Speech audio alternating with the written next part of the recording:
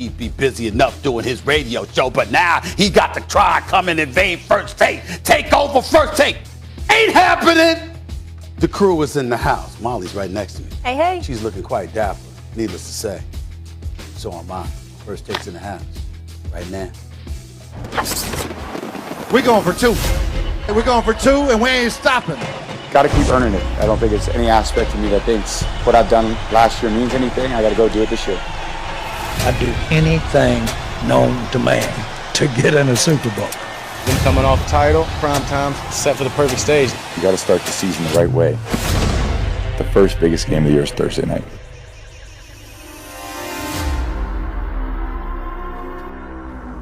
Big show today, y'all. Welcome into First Take. As you can see, Key taking on Stephen A. Hey, hey. Bart Scott will be here, and one of the best coaches in the NFL stopping by, Mike Tomlin. Plus, it's HBCU Wednesday. We're going to spotlight a historically black college or university each week, and today we celebrate FAMU. We'll be checking in on campus all week. I like the white, Stephen A. Is it dapper? Is it cool? It's clean. Is it cool? And I want everyone to know you can wear white after Labor Day. Like, those days are over. There's winter white. People need to know that. As long as it's before September 21st. Can't hide money, that's for sure, Molly. Can't right? hide that money. Especially new money, Key. New money. He always says that. He always says that. Listen, first of all, I want to welcome Keyshan Johnson to the show, and I want to remind everybody of what this show is really about. We got the lovely Molly, Kim Rose here. We got myself, and obviously, you know, Max is doing big things with Keyshawn and Jay Williams. All the best to him. Just so everybody knows, each and every single day, whether it's Michael Irvin on Wednesday, it was Swagoo yesterday, it's Keyshawn today, it's Tim Tebow Friday, along with a host of contributors like Orlovsky and Jeff Saturday and Dominique Foxworth, Brian Clark, Damian Woody, Teddy Bruschi and the whole crew, Paul Feinbaum and others. That chair is open to the world of sports and entertainment as well, not just to the contributors that will be on this show. That's what this show is about moving forward. And I just want to make sure to remind everybody that's what it is. That's what it is moving forward. And someone took you up on that invitation. That'll happen later. So stay tuned. Yeah, sure. All right, Key, you got some explaining to do. So here's the deal. Dak Prescott returns to action against the Super Bowl champion Buccaneers tomorrow. I can't wait. After suffering that brutal leg injury last season, obviously dealing with a shoulder too, Prescott led the NFL with over 1,800 pass yards through Week 5 last season before suffering the injury. For the Bucs, Tommy Brady will be the first player in NFL history to make 300 regular season starts on Thursday. Brady can also become just the second quarterback to win a game at the age of 44, joining Vinny Testaverde. Brady and the Bucs are the first reigning Super Bowl champions. Listen to this. To return all 22 starters in the salary cap era. Unbelievable. Giving Tampa an opportunity to become the first team to repeat since those 03-04 Pats. Really just a whole nother year and experience. So I think it's just more of, we got a chance to go out and play the 2021 team the best we possibly can. I think our coaches have put us in a great position to be successful. Our personnel department, Jason's done a great job, and we got a lot of continuity, got a lot of things to build on, a lot more experience together. So that's really all you can ask for as players, is to be in the position that we're in. You know, as good as we were, as we played, with the same group of guys, I'd love to see us, see where we can get this year. All right. If my memory serves me correctly, Keyshawn, you've won a Super Bowl. Is that correct? Yes, that's correct. Okay. And what team was that? Tampa Bay Bucks. Okay. So I have a question for you. Obviously, Keyshawn, with Tom Brady at the helm, the greatest of all time, if the Bucks repeat, they are the greatest Bucks team ever, correct? No, I won't. I'm not going to say they're the greatest Bucks team ever. No, I can't say that, because when you look at the Tampa Bay Buccaneers on the defensive side of the ball, when we won the Super Bowl alone, we got potentially 5 Hall of Famers just on the defensive side of the ball, not including Randall McDaniel on the offensive side of the ball. And 3 of them are already in, right? Warren Sapp, John Lynch, Derek Brooks. Rondé Barber soon, and Simeon Rice most likely soon. Now you talk about on the offensive side, Randall McDaniel. So that's 6 potential Hall of Famers off of a Super Bowl team. If you got an argument against that, I don't know. I can't. The Buccaneers defense is lights out right now. There is no question about it.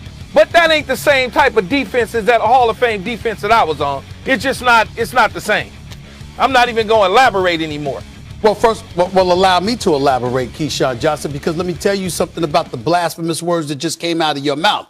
It doesn't apply to the defense, of course. That Tampa defense that you played with, that was number one, okay? Number one in your greatest team. She said greatest team. I'm getting to that. I'm getting to it. I'm getting cool out. I'm getting to it, all right?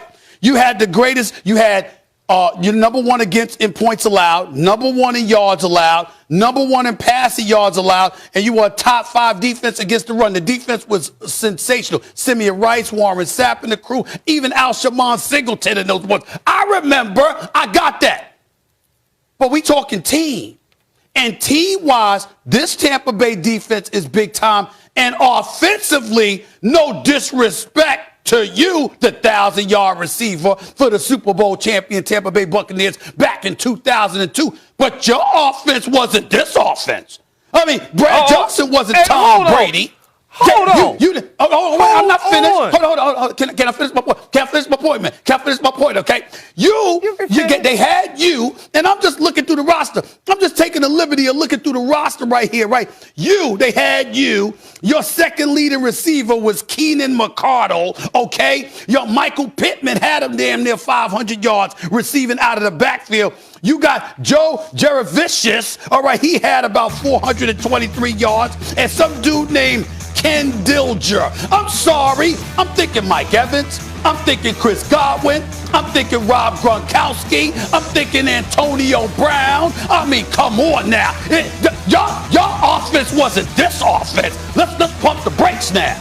But hold on, though, Stephen A. But hold on. What you looking at is you looking at names. Our offense was productive. Keenan McCardle was a Pro Bowl wide receiver, just like they got Pro Bowl wide receivers. I was a Pro Bowl wide receiver. So when you start talking about certain guys, Mike Allstott was a Pro Bowl fullback. Brad Johnson was not Tom Brady, but he was a Pro Bowl quarterback. So when you start Randall McDaniel, Pro Bowl guard. Okay, Jeff Christie, Pro Bowl center. So when you start talking about adding names to the bunch, let's be real here on your show. Let's keep it 100. I understand recently bias factors into some of the things that you might say. Help a brother understand. First of all, the game has changed a little bit. Mike Allstott I'm looking at his numbers right here. He had about 548 yards rushing as a fullback. So we understand you had dual dudes in the backfield. I get all of that. All right. Well, let's look at the numbers. I ain't gonna live on the numbers because it ain't just about the numbers. It's about the eye test too. You had the 18th ranked offense.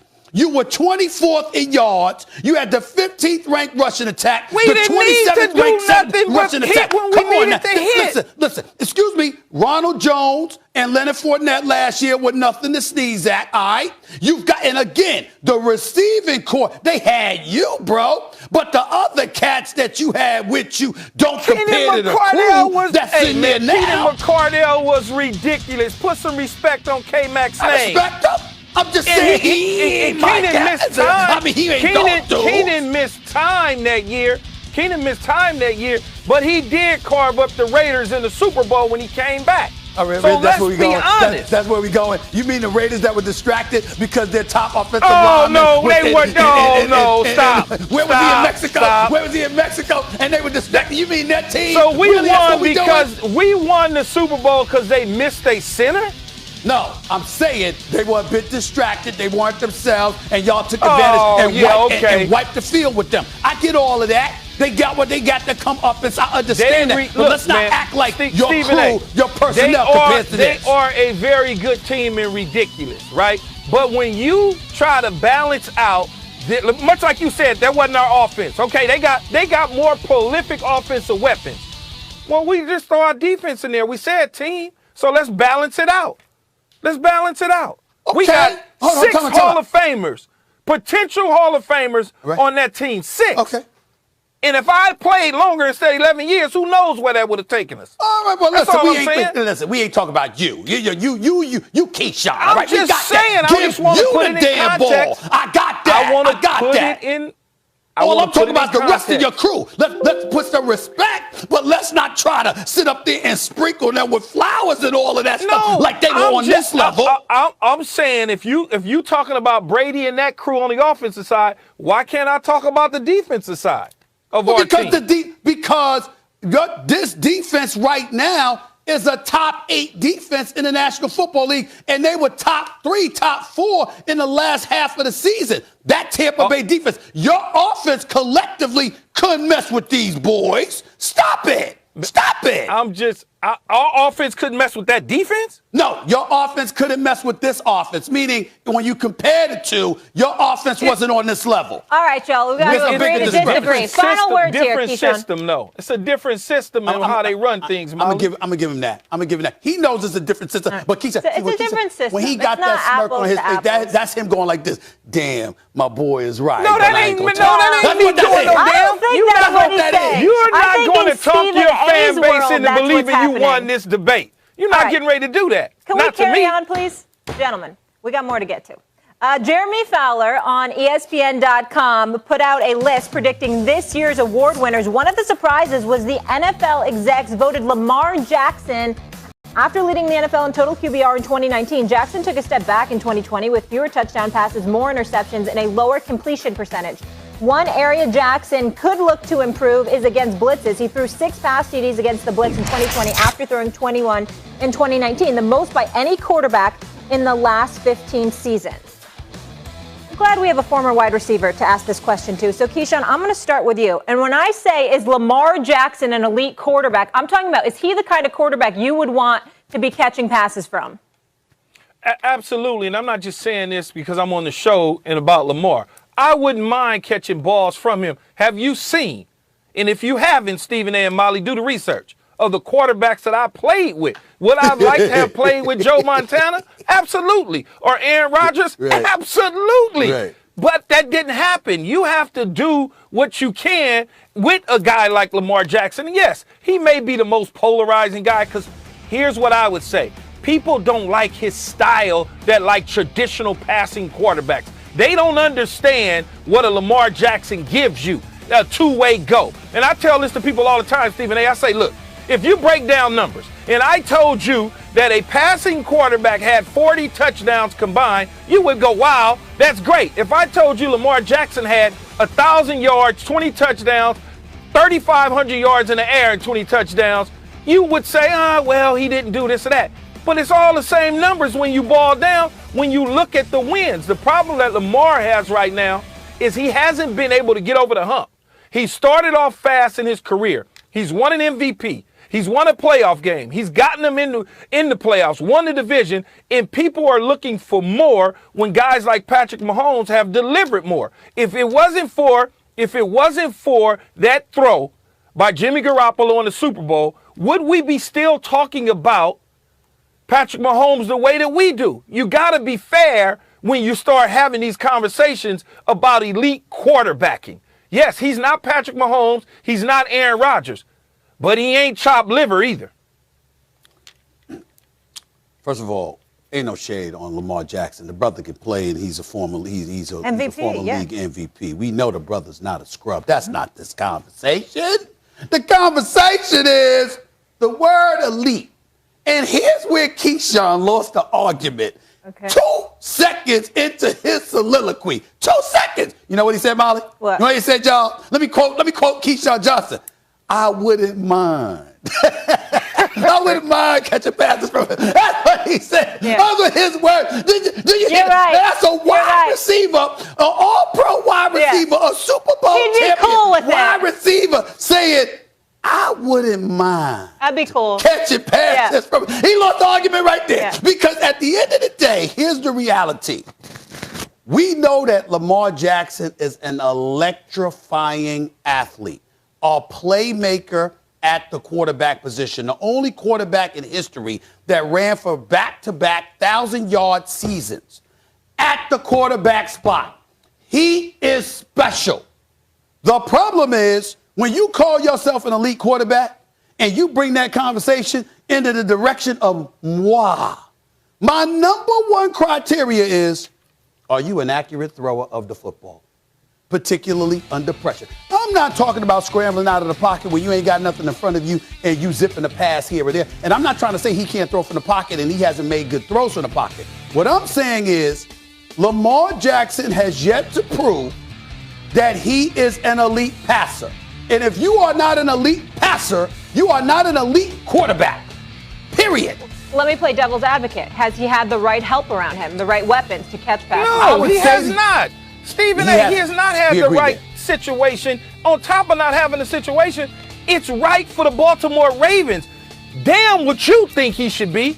It's right for the Ravens, and here's why it's right for the Ravens, because they getting ready to turn in the bag. And when the team turns in the bag, that tells you what they feel about you, regardless to what mainstream media and fan bases think.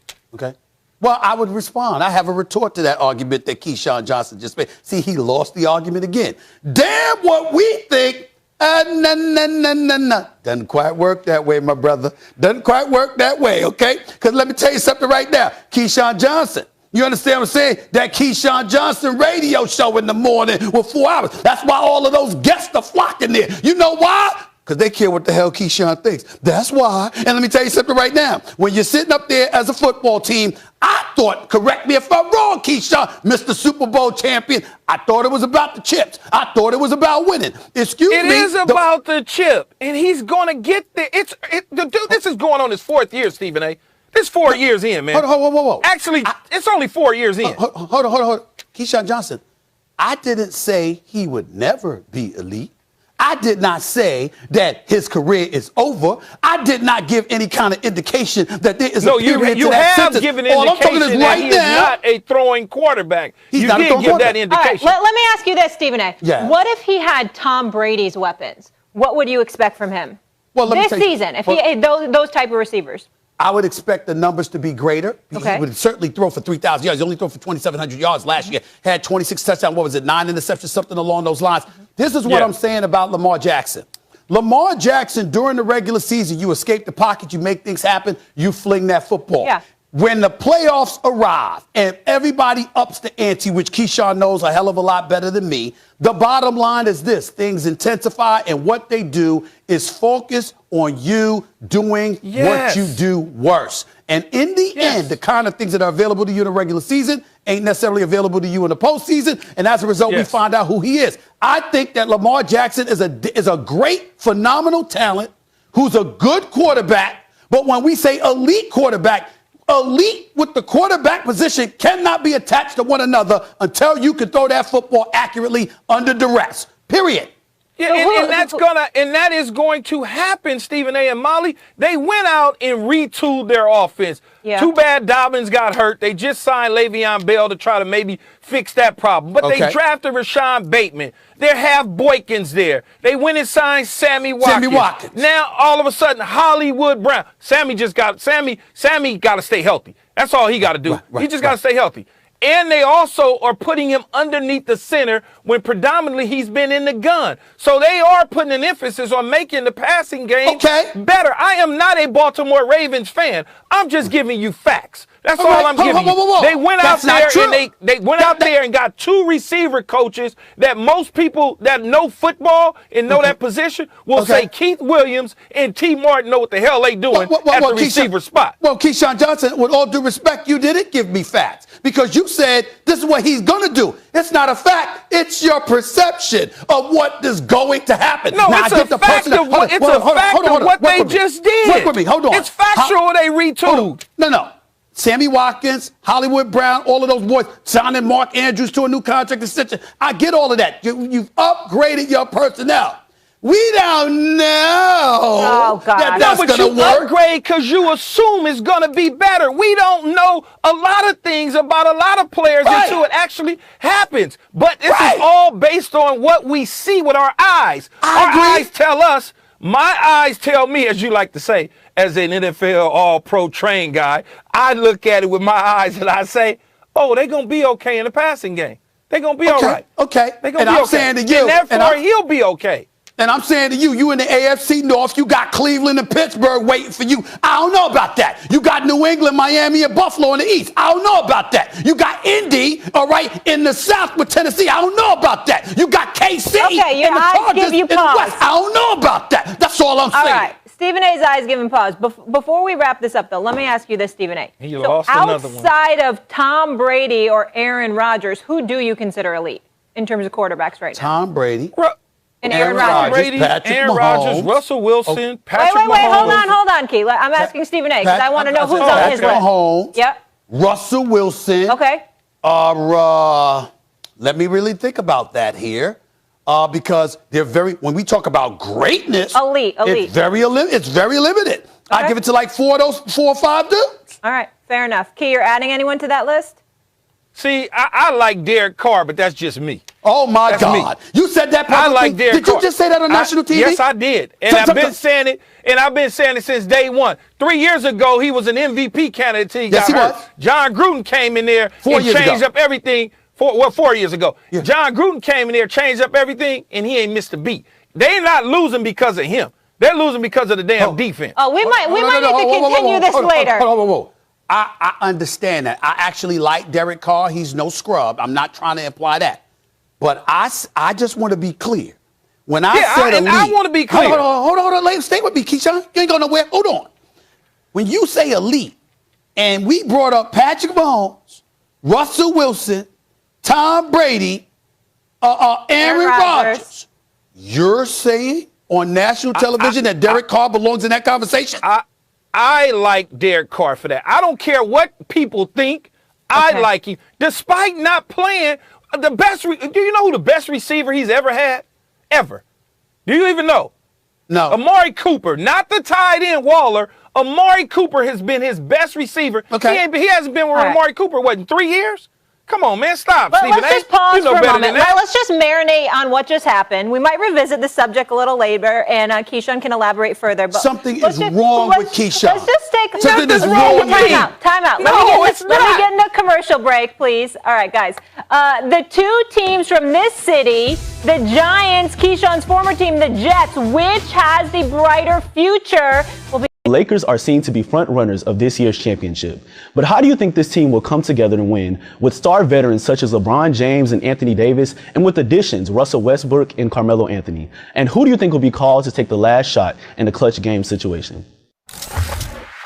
Marcus Thomas, I appreciate you looking all polished right there on national television and all of that other stuff. But you need to do your homework and know your facts. First of all, the Los Angeles Lakers are not the front runners. That would happen to be the Brooklyn Nets. You know, Kevin Durant, James Harden, Kyrie Irving picked up Patty Mills, got LaMarcus Aldridge returning, still got Blake Griffin and the crew there. Come on now, that's number one. Number two, with that being said, I fully expect the Lakers to meet them in the NBA Finals. And how will they come together is very, very simple. LeBron James is one of the top 2 players on the planet. AD is one of the top 5 players on the planet. Russell Westbrook is a superstar. And that 3-headed monster, along with some of the pickups, Carmelo Anthony, Malik Monk, people like that, they are built for the postseason. They'll struggle during the regular season from time to time because they'll take days off. But come postseason time, Lakers will be ready. And nobody out west got anything for them, in my opinion. That's why they're going to come together, because they don't need to do anything. Who but takes beat the last themselves. shot? Excuse me? Who takes the last shot? AD or LeBron.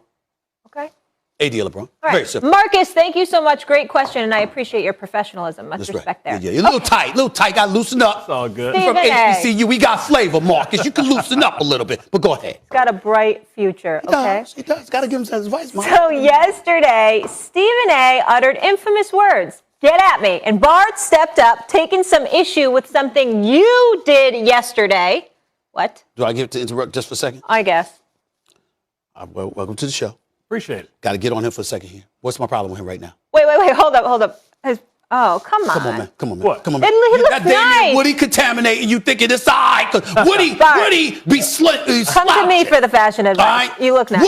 Damian Woody be slouching. He's got a great shirt. It's the blue on blue. The shirt's nice. This but is you silk. got the white. If you had a V-neck or something, you got the white Well, okay, listen, undershirt Stephen, showing. before I give you all the smoke, right? Before I give you all the smoke, first of all, you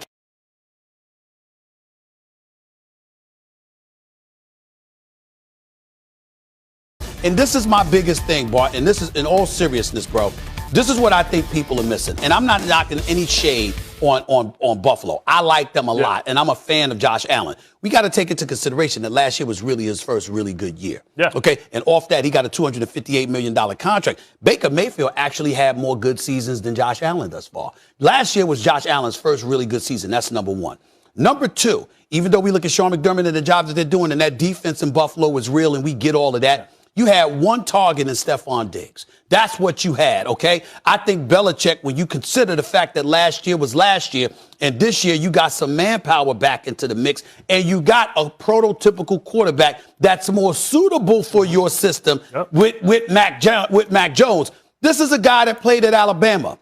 This is a guy that won a national championship. This is a guy that doesn't mind, and I'm not saying it's the NFL. I get all of that. But what I'm talking about is if you're going to be a run-heavy football or dipping and dunking the tight ends, because nobody did that more than Belichick in the past when he had the late Aaron Hernandez and, of course, Rob Gronkowski, stuff like that. Now you got two tight ends, all right? You got a receiver or two to throw the damn football to. Okay. You still have a running game. You still got the offensive coordinator, Josh McDaniel. You still have the great Bill Belichick. I'm like, how the hell we going to forget about New England based off a COVID year that they were down, and the same year that COVID ravaged them, they didn't have Tom Brady because he had departed for Tampa. But what are we forgetting, Stephen A? And a lot of people want to look at Buffalo. But who was the second best team in that division last year? The Miami Dolphins. What have the Miami Dolphins done? Went out and got Jalen Waddle, right, who probably would have won the Heisman if he didn't get injured, right? That's right. You have Devontae Parker. Okay. And they have Will Fuller when he comes off the 6-game suspension. I think we're underestimating the division because when you look at the division, all things being equal, who has the worst quarterback? Who has the worst quarterback in the division? Well, you can say, excuse me. I can make the argument that at this particular moment in time, it would be Miami, even though I would say the Jets let Luke Wilson prove something first because he has Mac and Cheese got to prove something too, correct? Yeah, I agree with that, but here's my point. See, this is where you don't get to get away with it, Bart Scott, because you see, I'm brilliant because I know I'm not. I simply steal from those who are, and I listen to them. And I listen to Bart Scott. I listen to him on the show in New York. I listen to him when he show up on television, particularly on Get Up. I've been watching you for years. I remember you being a bit emotional because your Jets beat those New England Patriots. You can't wait with my man Sal Palantonio. I remember all of that. So there might be some bias. There might be some emotion when it comes to the New England Patriots. But in the end, you know what I remember Bart Scott teaching me about the game of football when it came to the quarterback position? When in doubt, do it out. That's what Bart Scott told me 5 years ago when it came to the quarterback position. You understand? That's what Bart Scott, this man right here, he thought I forgot that, but I did it. And last time I checked, haven't we heard Brian Flores or the Miami Dolphins expressing doubts about Tua Tagovailoa? We have. Hold on one second. You're just focusing on the AFC East. I would argue even the Tennessee Titans should be ahead. Well, Don't forget, they brought in Julio. Listen, I didn't even go to my favorite because I don't think that the Patriots even make the playoffs. I think that the Dolphins and I think that the Buffalo Bills go because when you think all things equal, when have Mac and Cheese ever been better than Tua Tagovailoa? They were at the same school, right? You know, it was a reason why Tua was picked higher than Mac and Cheese, right? Now, I understand that Mac and Cheese has a high floor, but he has a low ceiling. Are we really calling that the whole show, Mac and Cheese? He has a low ceiling, right? He has a low ceiling. And in this division, I don't think you can get away with having the worst quarterback in the division. And if Tua isn't long for the division, we know that Watson's going to be in the division, which makes it even worse.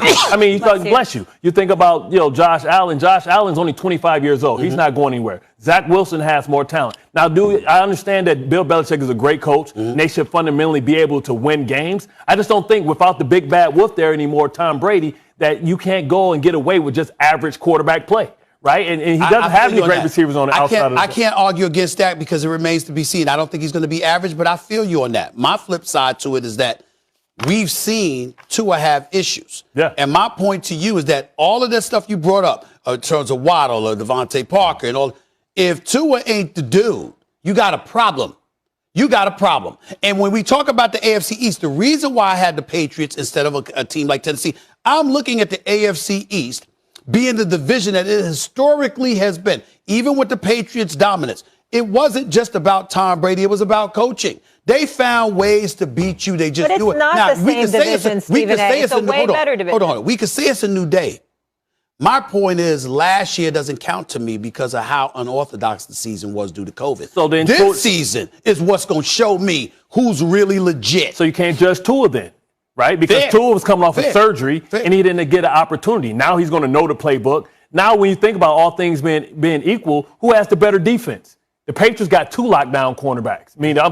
The Dolphins have 2 lockdown cornerbacks. Okay. They have the better and the higher rated defense. Okay. They have equally more weapons at receiver, maybe not at tight end, but Gesicki isn't something to sneeze at anyway. And then really, I think we're really forgetting about Herbert and what they've done out there with the Chargers. Oh, they ain't doing nothing. Listen, let me tell you something right now. Herbert is nice. He's special. Yeah.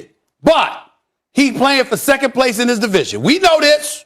We know this. They ain't beat Kansas City. So it's mac and cheese. They ain't winning the division. So it's mac and cheese, but you just don't realize it. I don't realize it. I don't realize it because the only evidence you have. The only evidence you have is COVID season 2020. I mean, we see what Kansas City has done the last 3 or 4 years. Chargers playing for second place in the division. We know that. We know that. And so is the Pats. We don't know that. We don't know that. That's the difference. Okay, let's continue. The difference. Bart Scott, you do know a thing or two about playing in NYC, but he's not talking Jets next segment. Why Bart thinks the Giants could be in major trouble this season. Don't miss that. And we're also going to send it out now. We have someone at FAMU. Is that right? My name is Carrington Wiggum, a senior broadcast journalism scholar and theater minor from Dallas, Texas. Attending an HBCU was important to me because I knew I wanted to be surrounded by similar young professionals that had drives that stemmed from similar places. Attending an HBCU is a lot of pressure because you are indeed standing on the shoulders of so many giants and great professionals who have went out into this world and have made huge impacts. I knew I had to be a part of that legacy. Coach, the one and only Steelers head coach Mike Tomlin. Welcome to First Take. What's up, Coach? How you doing, sir? Great. Always good to be on with you, Stephen A. I appreciate you, man. Thanks so much. News of the day right now. Let's get right to it. It's been a while since we spoke.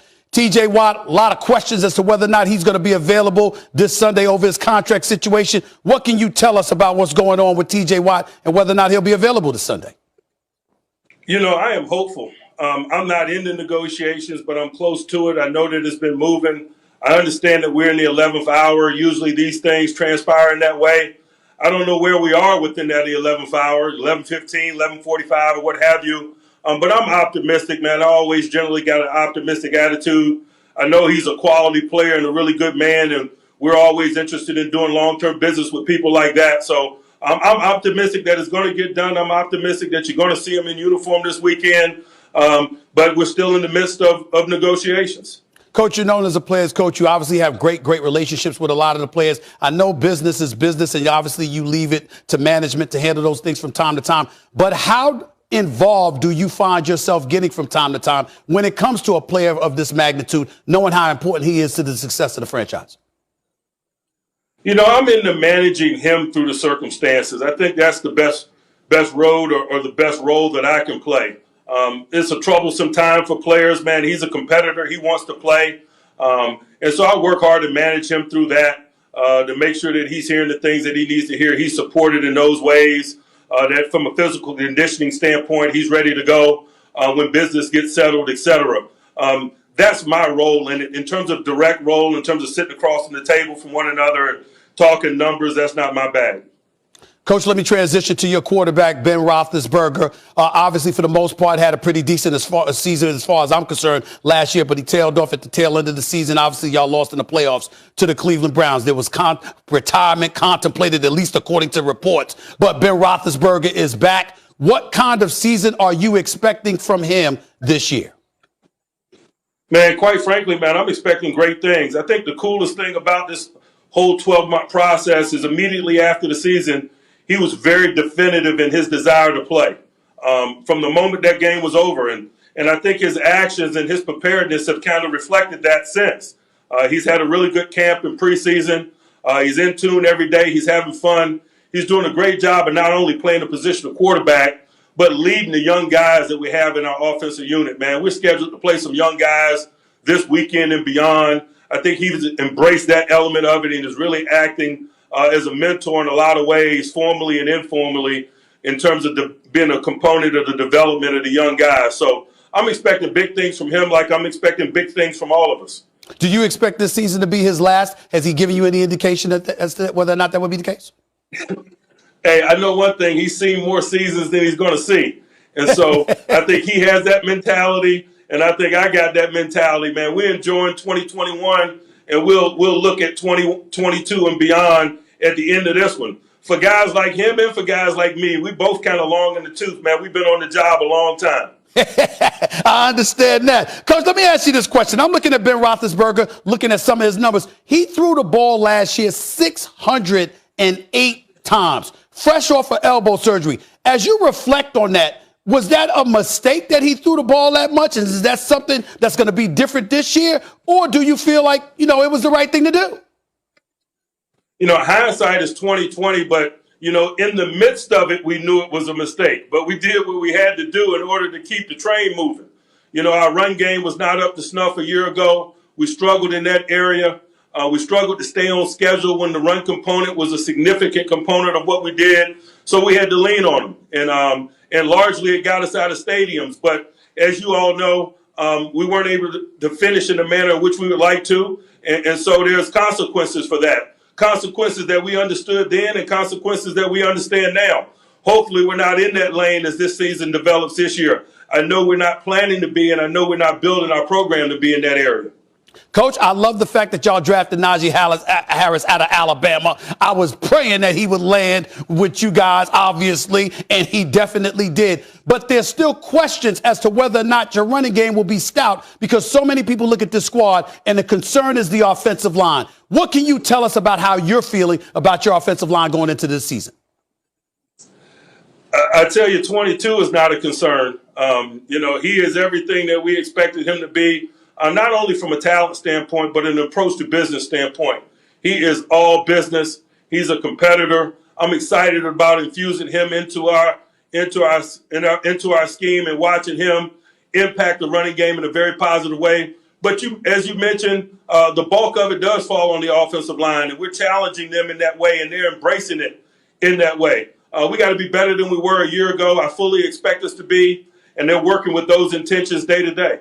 I'm a fan of Juju Smith-Schuster, but last year clearly was not his best season. I want to know what kind of conversations you've had with him in terms of your expectations for him this upcoming season. Speculation as to whether he would leave the Steelers, ultimately return to the Steelers. I love Chase Claypool and the rest of the crew, but Juju Smith-Schuster, what have you talked to him? What kind of things have you said to him about the kind of season he needs to have?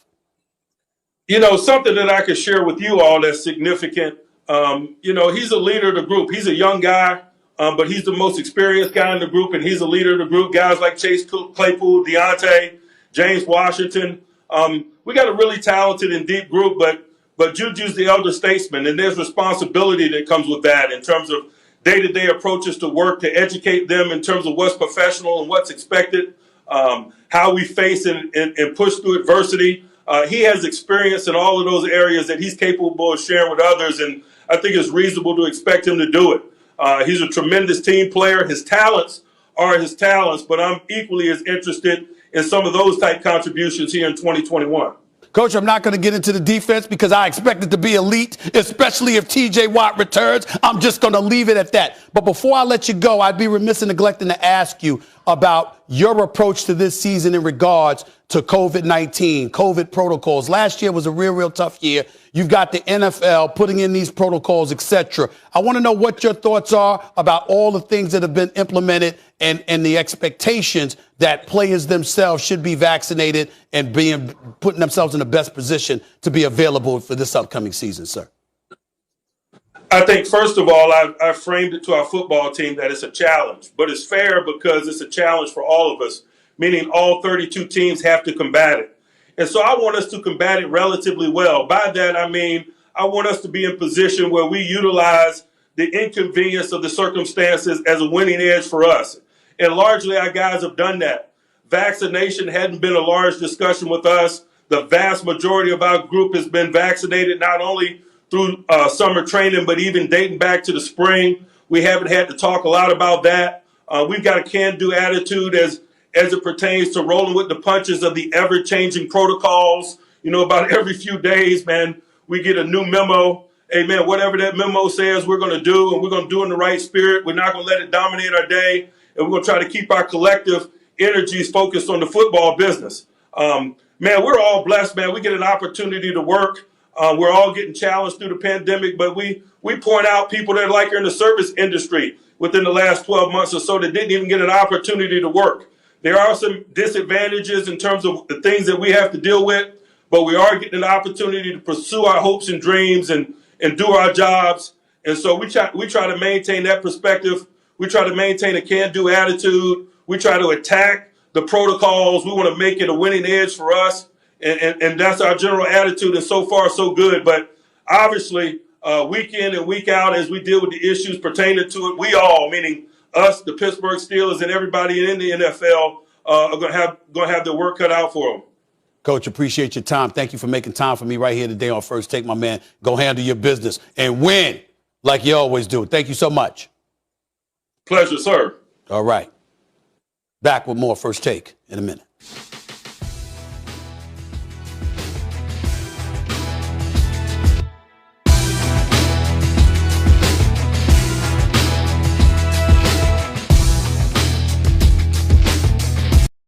Have changed here. Max Kellerman is now a part of Keyshan and Jay Williams Morning Radio Show.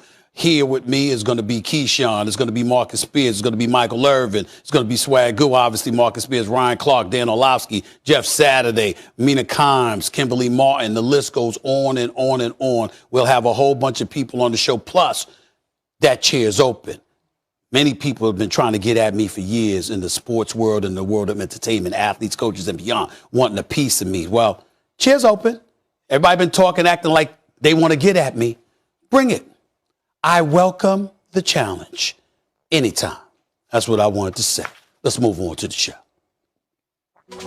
Don't start twisting my words. See, that's why I don't like to do interviews. Shut your up. Who scheduled this game? I got a hell of a reputation, don't I? I wasn't picked here to be put on the back burner. They can't cover me. They can't cover me. Put up awesome numbers, won a Super Bowl ring.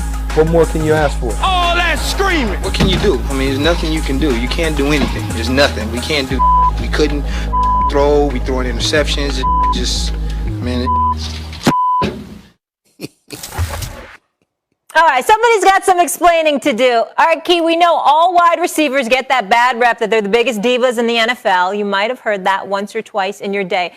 But tell us why that's actually not totally accurate. Who are the biggest divas in the NFL?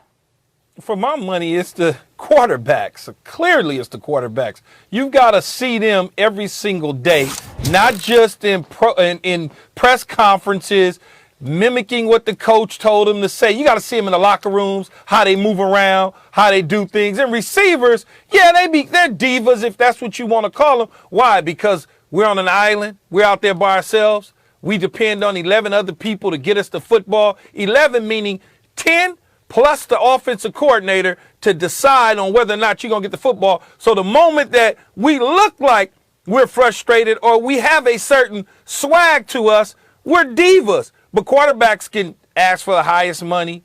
They can decide whether or not Brett Favre, if I want to play one day, don't want to play another. Aaron Rodgers, if I decide I want to play, don't want to play another. Oh, I need to be able to have some control or else I'm going to go do Jeopardy. If a receiver was to say that, we'll be crucified. If we came out and said we got 3 lockers, we have our own locker around the corner from the actual locker room, we will be crucified. I'm a living witness of it. I see what happens on a daily basis with these quarterbacks. The quarterback is always right because he's the highest paid guy on the team. Can't say anything bad to the quarterback. If you say something to him, if you scream at him or yell at him, you're a problem.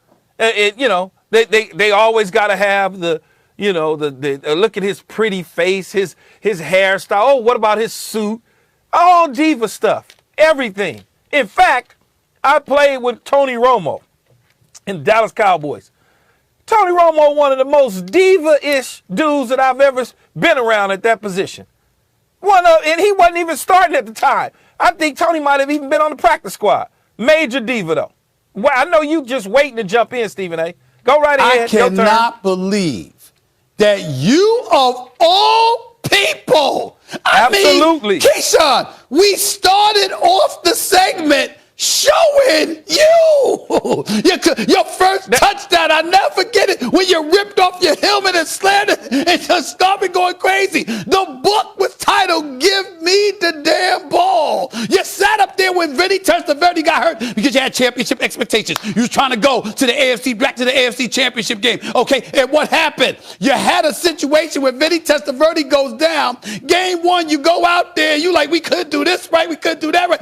Damn, don't get me wrong. You right about some of the quarterbacks, and I get all of that. Stephen A., yes. How is that being a diva versus passion for wanting to win? No. When one of these quarterbacks run down the field and pump his fist, that's passion. Oh, he's such a team leader. Man, if you don't stop, you sound like mainstream media. Boy, if you don't stop. Stay with me. I don't have a problem with the divas. I'm just saying don't deny it. That's all I'm trying to say. Don't deny it. I have no problem with it. Just don't deny it. The quarterbacks are way other way, though, man. The quarterbacks is way to the other side. Let me give you some names. Terrell Owens. We know he at the top of the list. You got Randy Moss. You got Chad Ochocinco.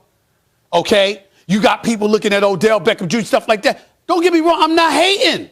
I understand you on an island. You out there, you sitting there working, training, getting yourself in peak condition. You running routes, you getting open, they ain't getting you the ball. I got all of that. All I'm trying to say is, listen, you can't deny that wide receivers, they sort of own this category. Not to say that quarterbacks don't do it sometimes too, but wide receivers sort of own this category. Sometimes Russell Wilson demanded a trade if they didn't do what he wanted. If that ain't the most diva-ish thing I've ever heard or seen. Hold on. How's that diva? Man, come on now, Stephen A. The man got hit 300 times.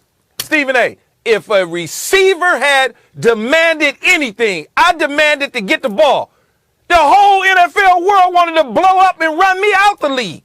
Are you out of your mind right now? Think about it. I'm saying to you, Russell Wilson made his case to answer your point. He made his case, Keyshan, because the man was getting beat up. You out there getting so when a receiver like Odell Beckham is trying to help the team win, they paying him a whole bunch of money, and he's frustrated. He gets tabbed as a diva. But Russell Wilson, he wants to win. He's getting beat up. Oh, poor Russell. He's getting beat up. Aaron Rodgers needs help. Aaron Rodgers needs help. Mind you, 2 NFC championship games. Aaron Rodgers was diva. He needs help. He was diva. He's going to go do Jeopardy otherwise. I mean, come on, man, stop. I'm not trying to deny what you're saying. I'm saying embrace it, bro. Ain't nothing wrong being a diva. Ain't nothing wrong. Just don't deny it. I'm not running from it. What Molly said was the bigger diva. Is it the receiver or the quarterback? It's definitely the wide receivers. I personally think from my own experience of sitting there watching these people every day, it's the quarterbacks. That's what I think. You gave me 2 quarterbacks and then went into the archives to tell us about Tony Romo prior to him being a starter. I can talk about the dude that got 7 championships. If that ain't avocado ice cream. Come on, man, stop. If he's throwing the trophy across boats, he's throwing the trophy across boats. Nobody says anything. He throws a trophy across boats. They think it's funny. Let a receiver do that. They'd be like, oh, that's just a selfish act. That's diva-ish. Come on, man, you know that, Stephen A. Don't try me. I don't think that anybody would have had a problem with them throwing the trophy over the boat. Yes, that is correct. Because it takes one to know one. Man, the biggest diva of all time on low maintenance. Right. It's this man. I'm not and that's how we will end this. In broadcast television? Absolutely true. It's him. In TV, it's this dude with the white suit on. You. Absolutely you. Did you just tell Keyshan to own it? Did you just tell him to own it? I don't have a problem with the diva tendencies. I mean, I do look the part. But what I'm trying to say to you is that I'm kind of low maintenance. I'm not very demanding. I'm really not. I'm not.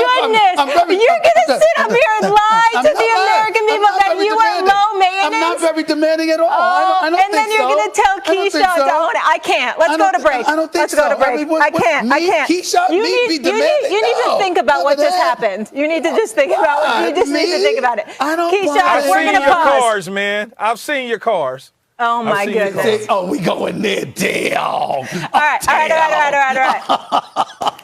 We'll leave it there. Oh, my goodness. Mac and cheese could be making a lot of cheese one day if he lives up to the hype that Drew Brees is putting on him. Bart Scott thinks Drew is absolutely crazy. Don't miss that debate next. And another fun FAMU fact, it's the 25th most beautiful university campus, according to Cosmo magazine, based on what we've seen today. Looks like it could be even higher.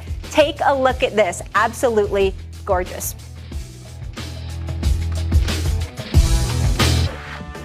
Thank you so much. It has been a week since the Patriots released Cam Newton, and we found out that Mac Jones would be the starting quarterback for the six-time champs. That was surprising news to most of us, but not according to Jones, who said this.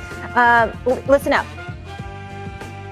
Not really. I mean, like I always say, I prepare to be the starter, and every day you come in and I got a chance to get a lot of reps, so nothing really changes, just trying to be a good teammate, trying to learn the plays every day and fix what I messed up on and listen to Josh and all the guys in the quarterback room and just take the advice. Okay, that was on WEEI. Future Hall of Fame quarterback Drew Brees says he is a fan, saying this: the minute the Patriots took Mac Jones at 15th, I said that's the steal of the draft. It's probably the guy who is most ready to play NFL quarterback right now of all the guys who were taken before. Welcome to the media. Drew Brees with his first bold take here. Bart, are you buying it that Mac Jones is the steal of the draft? I'm feeling myself. I'm feeling. My mac and cheese is feeling itself now that elephant in the room is going Cam Newton. You can't tell me that you expect to come from Alabama, go to an organization, a franchise like the Patriots, and become the starter, and they're going to cut Cam Newton. I understand, like, right now the young man is feeling himself, and he's a good quarterback. But it's a difference between talking about the steal of the draft and the best bang for your buck. Now, I see the best bang for your buck. Yeah, you got him for 4 years, $16 million. That allows you to get a great team around him and be able to afford him. But you talk about, steals of the draft. I can be happy with getting a great deal on the Toyota Camry. That's a great car, right? You didn't get it for a steal, but I'm not going to be happy. I'd rather overspend for A12 Ferrari A-Perda. I'd rather overspend for that because at the end of the day, I know where that car is going to take me. Right now, Mac Jones is best bang for your buck because he allows you to have a cheap quarterback, which allows you to overpay Stephon Gilmore, bring in Judon and all that stuff. But at some point, he's going to have to play football. And at some point, he's going to have to win football games. You can't just hold on to the steering wheel. I did it twice with two rookie quarterbacks, Joe Flacco, Mark Sanchez. We went to AFC Championships. This team is built like that, but it's not like it used to be. The last average quarterback that won a Super Bowl was Nick Foles, and that's because they caught fire, right? But so Mac and Cheese at some point is going to have to go through Mahomes. At some point, he's going to have to go through Lamar Jackson. At some point, he's going to have to go through Josh Allen. I don't know if he's capable of doing that. Now, he can be stable, right? But the expectations in New England is to win championships. Now, Drew Brees, I do a lot of therapy, Stephen A., right? I'm a little crazy, a little off, some screws loose, right? And sometimes we project. And sometimes you project what you see in yourself on other people. And when you hear about Mac Jones and how they describe him, limited arm strength, smart in the pocket, not a great athlete, Drew Brees is describing himself because there's no way that he can say that he's better than Trey Lance. He's not better than Zach Wilson. I understand that location matters, but right now he's the worst quarterback in his division, and I think he's probably the fourth best quarterback taken in the draft this year.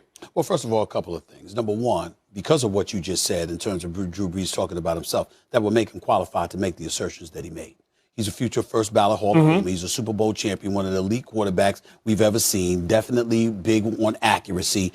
Mac Jones is fresh off of winning a national championship at the University of Alabama, throwing 41 touchdowns, just 4 interceptions, and completing 77% of his passes. Now, granted, it's Alabama, but they did play in the SEC. Waddle was out for most of the season, so you had that one weapon in Devontae Smith. But the accuracy, we can't ignore it. We can't ignore that. That's number one. Hold on now.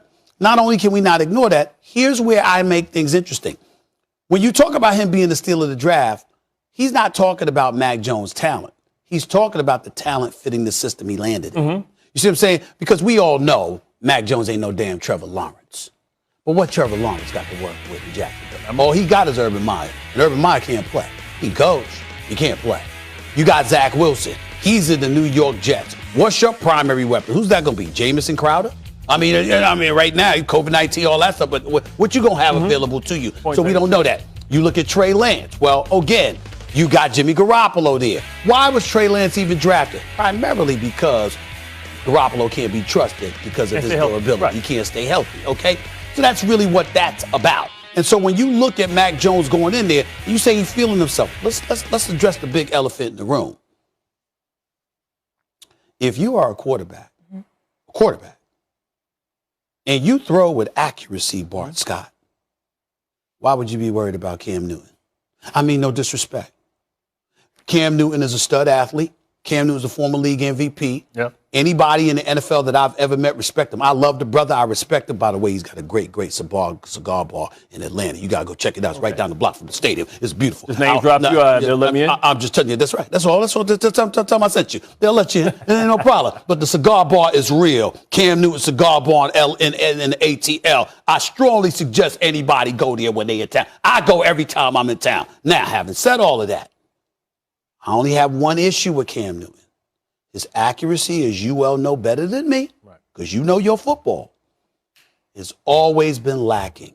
If I'm a quarterback and I know the system that I'm going into, okay, because I played a pro-style offense at Alabama, and my coach, Nick Saban, is tight with Bill Belichick, who I've met on several occasions because he always down there, okay, and I got an idea about it, and I'm looking at this dude, and I'm saying he can run, he's a freak of nature athlete, you understand? Great physique, takes care of himself.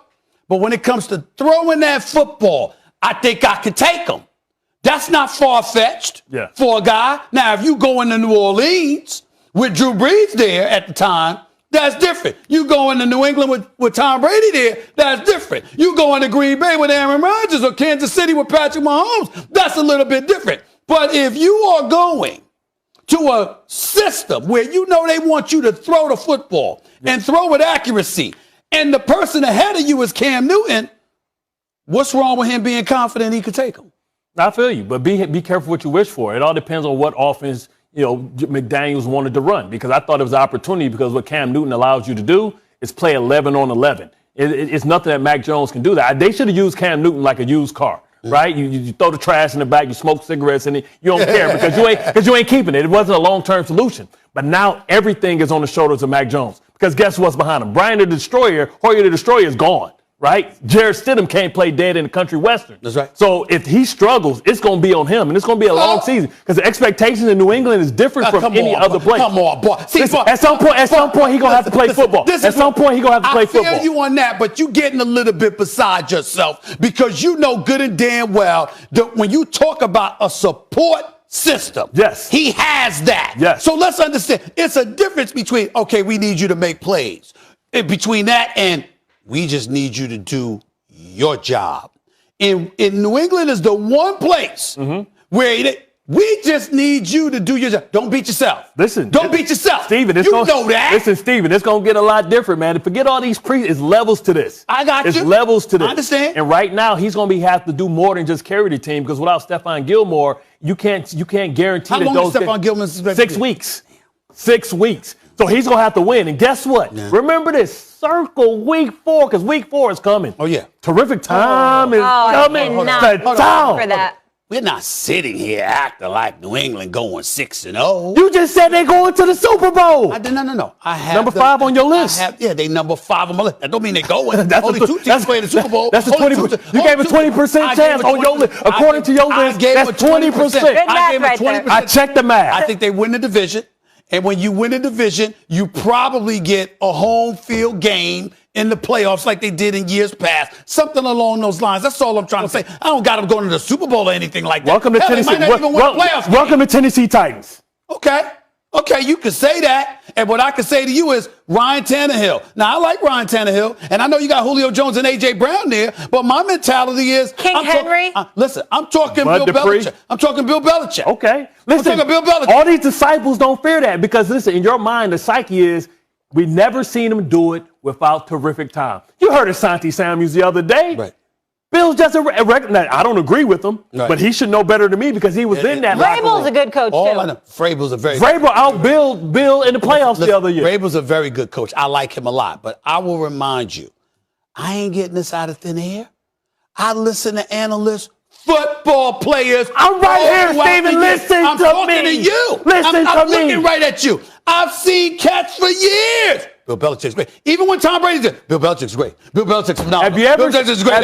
He's the GOAT. Blah, blah, blah. But now that Tom we never really seen him do it without Tom Brady. He was on the verge of getting fired before Mo Lewis knocked out hold on. whatever his name You is. talk about when you were 20 years old? Because you're 41. Talk about when you were 20 years old?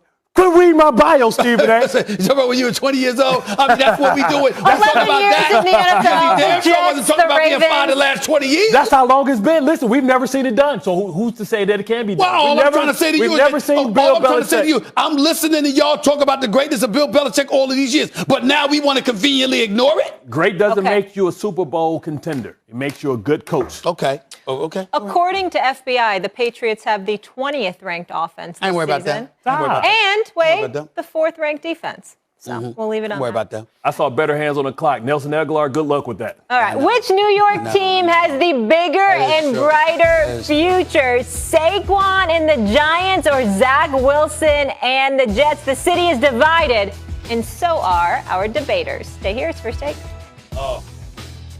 Football is back on DraftKings, the official daily fantasy partner of the NFL. And this Sunday only, new players can play free for a $1 million top prize when you make your first deposit. Download the DraftKings app and sign up with the code FIRSTTAKE. Yorker, and we're in the concrete jungle, so we're going all Empire State here. So New York City's supposed to always be on top of the football teams. They've been lacking. Now basketball has stepped up with the Nets and Knicks, but the Giants and Jets not living up to the city's moniker. Glass half full, though. The G-Men get their best player back in Saquon Barkley, and the Mean Green have a new quarterback under center with a ton of promise in Zach Wilson, plus a new coach in Robert Saleh, who worked wonders in San Francisco with that defense. Now, Bart, I remember when Stephen A. was off this summer, we talked about the New York Football Giants. We did, Molly. And you gave me so much hope, and you were so high on them, projecting them to win the NFC East. Yes. So do you still believe the G-Men have a brighter future than the Jets? Molly, I like to call to the court, to the stand, Dave Gettleman. Okay. He's lied to me. He lied to me. How? He told me he loved the hog mollies.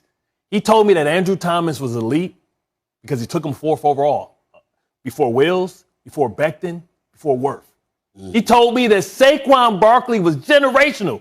He's been good, but I don't know if he's been 2nd overall good, right? Remember, I think he has been when he's healthy. When healthy. But listen, the position 2nd overall doesn't warrant taking a running back.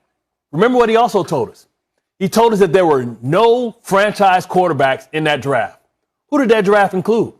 Lamar Action Jackson, Josh Allen. And then he gave me Danny Dimes because he told me he reminded him of Eli. And listen, I'm a believer of Danny Dimes. Outside of the Junior Whopper hands, turning the ball over, fumbling the ball, burping the baby every once in a while. Outside of fumbling the ball, not holding on to the damn ball as a quarterback. Go ahead. But is it his fault? Because of the lack of protection. He made Nate Solder. Yes, Nate Solder. The Patriots gave up on him, made him the highest paid left tackle in the game. Right?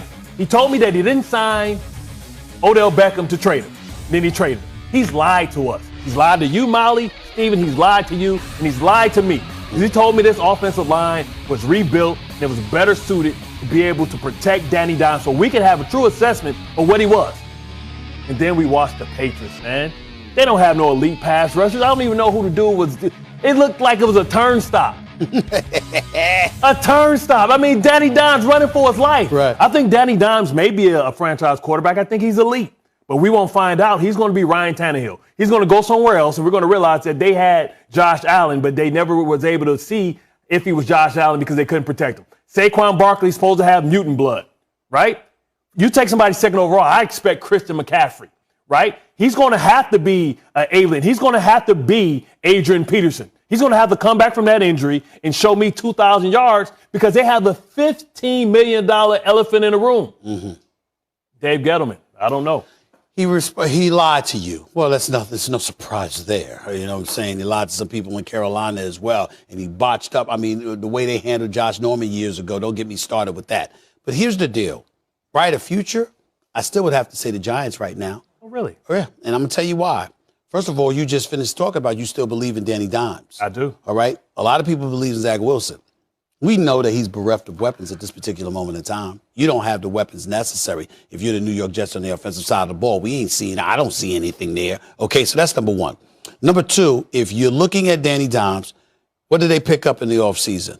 You still got Sterling Shepard. You picked up Kenny Galladay. Saquon Barkley is coming back. And by the way, give Gettleman credit for this. We do believe in Joe Judge.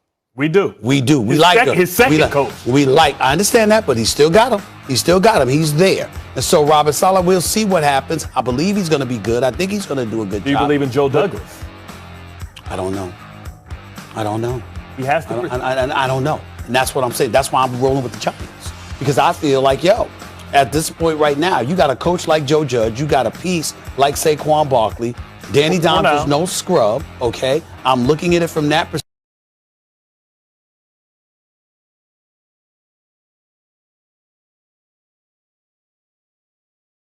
perspective. You got Galladay, you got Shepard, you got individuals you can throw the football to. And so I'm looking at it from that perspective, and I'm saying to myself, I'm not going to sell out the Giants from this. I think in the NFC East, let's face reality.